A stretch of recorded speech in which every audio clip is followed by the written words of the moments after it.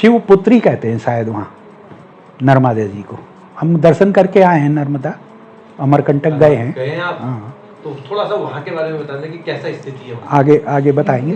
तो जैसे महाराज जी बोलते थे, जब वहाँ से ये लौट के आ गए तब इनकी जब आपस में उस पर चर्चा हुई, ध्यान गया, तब इनका अरे वो तो सबको वैसा ही बोल रहे थे जैसा नीम करौली महाराज बोलते थे।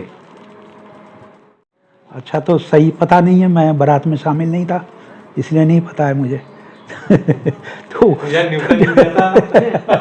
तो जब बारात वो हुई फिर देखा कि वो तो है ही नहीं, जो मिलने आ रहे थे वो वहीं एक आध दो लोग होंगे, वो भी अंदर चले गए। तो फिर वहाँ उन्होंने फोटो देखी, वो कहने लगे ये किनकी फोटो है?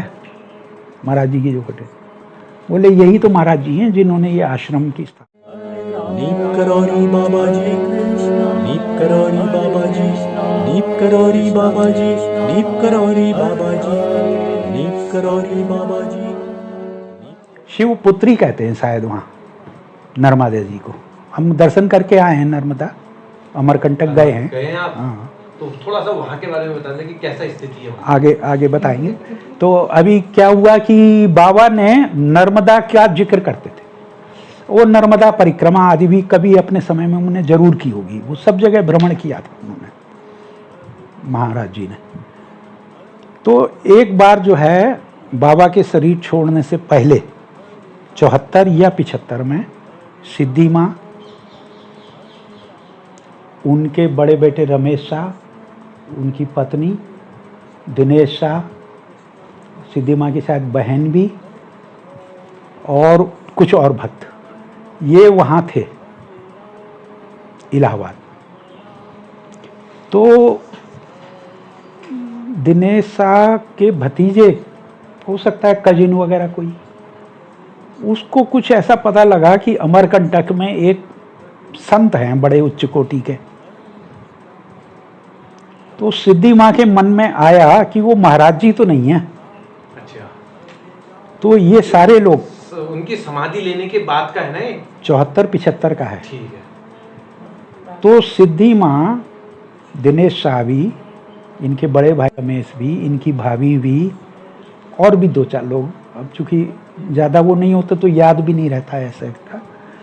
तो ये सब लोग सुबह 6 बजे की बस से, बहुत लंबी यात्रा है यहाँ से जबलपुर होके वहाँ तक जाना, मध्य प्रदेश में। बहुत लंबा सफर। सुबह 6 बजे बस में बैठे, रात के 11 बजे वहाँ पहुँचे। वहाँ पर रात में पहुँचे तो जिस व्यक्ति संपर्क जिससे इन्होंने वो किया था ना, इनके भतीजे वगैरह ने कुछ, तो उसने बताया कि वो ऐसा है, बाबा जी से मिलने के लिए सुबह जल्दी चलना पड़ेगा। तो 4-1 बजे आप उठ जाएं, स्नान आदि कर लें, फिर वो जो है हम गाड़ी से जाएंगे, जीप वगैरह से जंगल में, तब वहाँ पहुँचेंगे। तो हो गया तय कि भाई सब सुबह से उठ करके जल्दी तैयार होना है। अब पहले दिन की इतनी लंबी यात्रा,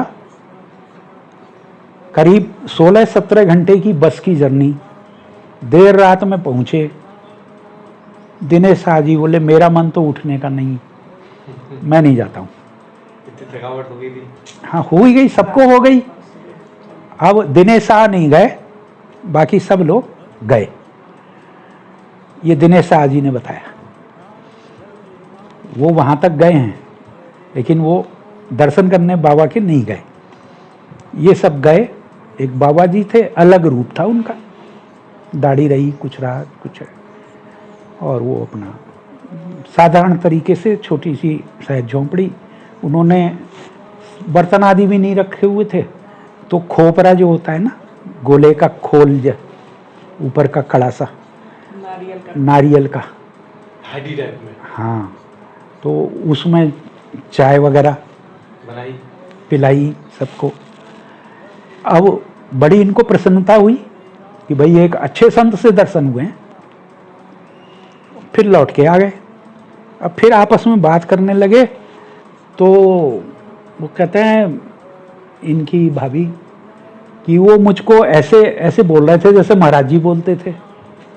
जो भी शब्द बोलते होंगे उनका नाम लेके बोलते हों, सिद्धि वाले हाँ वो भी मुझको ऐसे ही माँ माँ कह रहे थे, वैसे ही बोल रहे थे जैसे महाराज जी बोलते थे। जब वहाँ से ये लौट के आ गए तब इनकी जब आपस में उस पर चर्चा हुई, ध्यान गया, तब इन्हें कहा अरे वो तो सबको वैसा ही बोल रहे थे जैसा नीम करौली महाराज बोलते थे। जैसे बाबा जी बोलते तो इनके मन में ये भाव रहा कि वो बाबा जी ही थे, जबकि उनके शरीर छोड़ने के 1-2 साल के बाद की घटना है बस। ऐसे दिनेश शाह जी के समय में सिद्धि माँ और दिनेश शाह बाबा ऐसे ही शादी ब्याह ये वो करते रहते थे बातचीत, इसकी शादी हम करा देंगे, इसको छोड़ दो मैं उससे करा दूंगा। हाँ, तो वो दिनेश शाह सिद्धि माँ ने कहा ये बात आ गई कि इसकी शादी में आपको आना है। बोले ठीक है।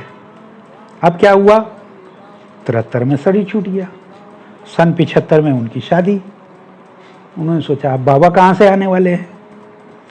अब ये कहते हैं कि हमारी इंडिया होटल से बारात चली, बारात चली तो एक कंबल ओढ़े हुए एक बुजुर्ग जा रहे थे, जाते रहे, किसी ने कुछ खास नहीं समझा, बैंड बाजा बज रहा है, वहीं पास में ही इनकी बारात कहीं गई होगी, मुझे बहुत अच्छा तो सही पता नहीं है, मैं बारात में शामिल नहीं था इसलिए नहीं पता है मुझे। तो जब बारात वो हुई फिर देखा कि वो तो है ही नहीं, जो एक व्यक्ति इस तरह के जा रहे थे वो तो है ही नहीं। तब फिर इन लोगों को होता क्या है कि वो दर्शन देने के समय नहीं लोगों को आभास रहता, हाँ, उसके बाद पता चलता। बाद में थोड़ा रियलाइज होता है, कुछ मन में भाव आता है। एक बार जो है एक सरदार जी मिलिट्री के थे, और जो रानी खेत में मिलिट्री का वो है कैंप, आर्मी कैंट है, सोमनाथ ग्राउंड। तो वहाँ वो पंजाब के चंडीगढ़ या फिरोजपुर कहीं वहाँ से यहाँ आए अपने सरकारी उसके तहत। यहाँ आए तो अचानक उन्होंने चाय पानी के लिए गाड़ी रुकी, ड्राइवर ने कैंची पर। ये सिद्धि माँ के समय की बात है, लगभग 82 के आसपास की हो सकती है। तो गाड़ी रोकी तो उनको लगा कि चलें, ये तो बड़ा अच्छा सा मंदिर दिख रहा है। अंदर मंदिर गए, देखा बिल्कुल साफ सफाई, बढ़िया बढ़िया फूल खिल रहे हैं। ये वो हिंदू मंदिरों के बारे में तो होता है, कीचड़ होती है, गंदगी होती है, फूल पड़े रहते हैं, कोई देखभाल नहीं होती, ऐसा ज़्यादातर है। तो वैसा ही उनके दिमाग में, उन गुरुद्वारे तो साफ़ सुथरे, बहुत पोंछा मारते हैं सरदार लोग, सेवा करते हैं, जूता चप्पल की भी वो भी। तो इनको कुछ अजूबा लगा, ये मंदिर और मंदिरों से अलग है। फिर वो देखते देखते किसी ने कहा, बोले कौन व्यवस्था देखता है? बोले माँ जी देखती हैं, बैठी हैं, अगर आप दर्शन, उसे क्या मालूम ये पहली बार आए, दूसरी बार, या इनकी इच्छा है या नहीं है। तो जब उन्हें कहा तो उनका हुआ, चलो टाइम तो है ही। वो माँ जी जो हैं उनके पास में जो लोग मिलने आ रहे थे, वो वहीं 1-2 लोग होंगे, वो भी अंदर चले गए। तो फिर वहाँ उन्होंने फ़ोटो देखी, वो कहने लगे ये किन की फ़ोटो है? महाराज जी की जो फोटो। बोले यही तो महाराज जी हैं जिन्होंने ये आश्रम की स्थापना करी, और उन्हीं की फ़ोटो है। बोले अच्छा, ये तो मुझे वहाँ कल मिले। कहाँ मिले? बोले मैं वहाँ जो चंडीगढ़ मान लिया हम फॉर द टाइम ही, पंजाब में। वो चंडीगढ़ में मैं अपनी कार से जा रहा था, गाड़ी चला रहा था, मेरे बगल से एक तांगा आया, और तांगे में एक मोटा सा कंबल ओढ़े आदमी बैठा था, और वो बिना बात के मेरी तरफ हंस देख करके मुस्करा रहा था। तो मेरे को बड़ा गुस्सा आ रहा है, ये तांगे वाला मतलब मुझे देख रहा है, ऊपर से मुस्कुरा रहा है, जैसे कोई कुछ चिढ़ा रहा हो, कुछ कर रहा हो, कुछ विचित्र। भाई तू अपना काम कर, तांगा है, तू तांगा चला, मैं अपनी गाड़ी में बैठा हूँ, तो मेरी तरफ को उस तरह लगातार देखना, घूरना, मुस्कुराने की क्या ज़रूरत है? तब सिद्धि माई ने कहा महाराज जी ने आपको दर्शन दिए, आप बहुत भाग्यशाली हो, उन्होंने दर्शन दिए। और महाराज जी सन 73 में अपना वैसे भौतिक शरीर छोड़ चुके हैं, लेकिन आपको दर्शन दिए, आपको यहाँ बुलाना था, आपके ड्राइवर ने गाड़ी रोकी, चाय पानी के बहाने आपके मन में इच्छा आ गई, आप अंदर आ गए। ये सत्य घटना है। ऐसी और बहुत से प्रकरण है।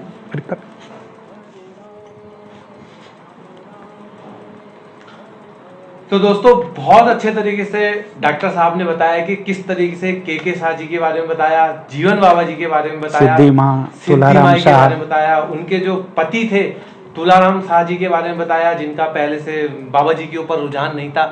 और भी बहुत सारे जीवन बाबा, हेड़ा खान बाबा, नए हेड़ा खान बाबा भी दो, एक फर्स्ट वाले, एक सेकंड वाले, प्राचीन वाले और नए वाले, हर किसी के बारे में एक विस्तार पूर्वक, जो शायद ही मेरे ख्याल से तो मैंने ना किसी के चैनल में इतने विस्तार पूर्वक से देखी है, वो शायद आई होगी भी तो मेरे संज्ञान में नहीं है। बहुत सारी अच्छी अच्छी चीज़ें बताई। सिद्धि माँ कात्यायनी माँ का रूप थे, तो उनके बारे में भी बहुत सारी चीज़ें बताई। तो दोस्तों समय हो गया बहुत ज़्यादा, 2-2.5 घंटे, वैसे 3-3.5 घंटे हो चुके हैं शायद।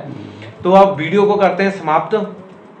अगर आप चैनल में नए हैं तो चैनल को सब्सक्राइब कर दीजिए, बेल आइकन दबा दीजिए। फिर मैं कभी डॉक्टर साहब से मिला तो इनके अनुभव और बाबा जी शायद सपनों में भी आए होंगे आपके, आपने कुछ बताया छोटे छोटे रूप में, संक्षिप्त रूप में, विस्तार में, फिर आगे मैं जानकारी लूँगा। बाकी मैडम भी हैं तो बाबा जी के दर्शन इन्होंने भी वैसे नहीं, वैसे भाई जी के करें देव। हाँ सिद्धि माँ के कई बार, जीवन बाबा के, हाँ जीवन बाबा के, तो मैं मैडम के भी अनुभव लूंगा बहुत आने वाले टाइमों में। तो दोस्तों करते हैं समाप्त।